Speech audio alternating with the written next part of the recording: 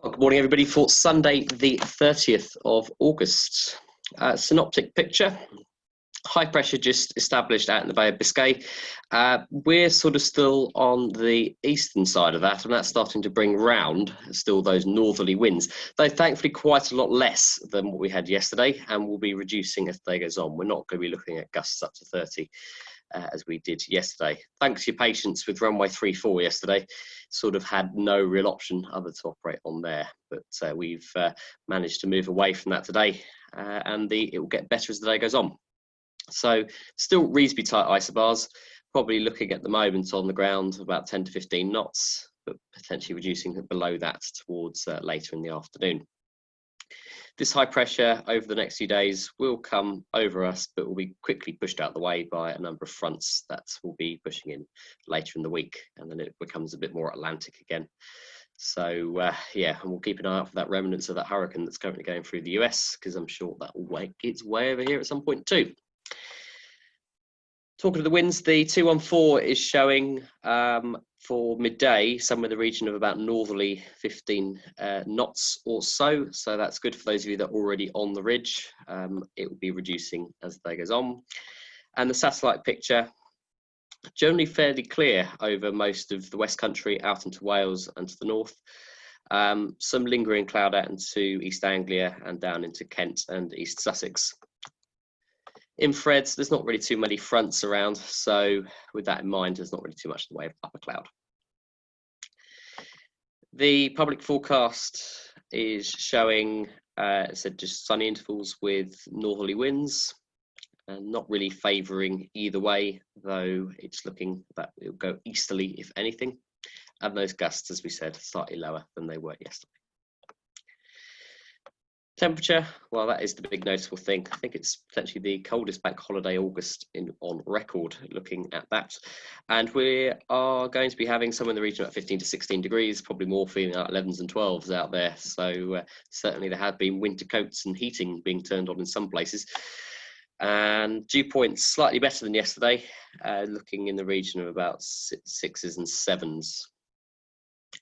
At the moment, we have a temperature of 12.7 and a dew point nearly 8. And if we look at what's going on outside, 1 second, just got a technical problem. Let's get rid of that. If we have a look outside, fairly clear, lots of people towing out. We are already flying, and David was talking of sort of soarable by 10 o'clock. And cold air evection, that is going to cause us a bit of a problem, as there is a fairly noticeable inversion, and that may cause some overdevelopment, spread out type. That wind on the South Downs said should be going to sort of at least early to mid-afternoon. It may be that you want to transition into thermal by then. Potential flight distance, looking on top Meteo, better out towards the West Country for thermals. Of course, this does not really show ridge lift. If we look at 11 o'clock, it's still only just about soarable here, probably about 2,500 foot with cumulus. But by lunchtime, look in the region of about 3,000 to 3,500 feet with a good cumulus across a reasonable area. Better out towards the west, where we might see 3,500 to 4,000 feet. Down towards sort of Kent's, looking quite a lot worse as you sort of stay away from the high pressure. Reasonable up in towards sort of Wales as well, but again, maybe a little bit too much cloud. By, let's say, 4 or 5 o'clock, as it is the end of August, the cut-off is coming that a little bit earlier. So, yeah, probably want to get back to Lasham by 5:30, not much later than that, unless you're in a good part of the sky. And cloud amounts, some talk of sort of, as I'm saying, spread outs with that inversion. It's looking better and drier out towards the high pressure, so out towards the west and northwest. Go too much north of the M4 corridor, you might find a little bit more in the way of cloud. Nothing particularly significant for upper cloud. But yeah, keep an eye out for that spread out, and that's sort of shown on the soundings as well, which are showing around about midday. We've got sort of 3,500 to 4,000 feet above Fairford. Reasonably strong inversion there with cumulus. Hurstman Zoo is similar, maybe just a little bit lower. And if we look at Lark Hill at the same time. A little bit more in the way of cloud there. Inversion's not quite, it doesn't bulge out quite as far, but again, still looking at 4,000 feet. So yeah, just keep an eye out for that slightly increased cloud as David's colder eviction comes in. With the airspace, what do we got? Winch launch paragliding at Abingdon.